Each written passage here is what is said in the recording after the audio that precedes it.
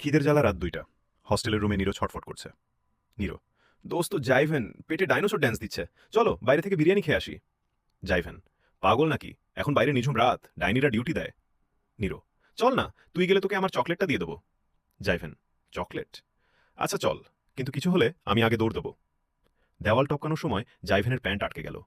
জাইভেন, ওরে বাবারে, ভূত আমার পা ধরে টানছে, ছেড়ে দাও বাবা ভূত, আমি আর বিরিয়ানি খাবো না। নীরো, চুপ কর গাধা, তোর প্যান্ট কাঁটাতারে আটকেছে। অন্ধকার গলিগলির ভেতর একটা বিড়াল ডেকে উঠল। মিয়াও। জাইভেন নীরোর ঘাড়ের ওপর লাফিয়ে উঠল। নিশ্চয়ই এটা কোনো অতৃপ্ত আত্মা। আমাকে কোলে নিয়ে হাঁট। নীরো, তোর ওজন ৮০ কেজি, তোকে কোলে নিলে আমি আত্মা হয়ে যাব।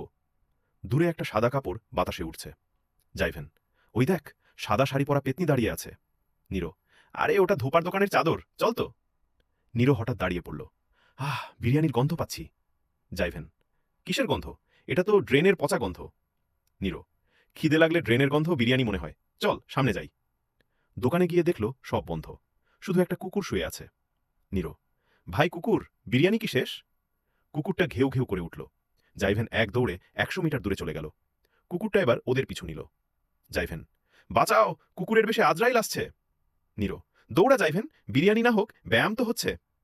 ফেরার পথে জাইভেন এক লাফে দেওয়াল পার হয়ে গেল। নীরো, কিরে, আসার সময় তো পারতেছিলি না।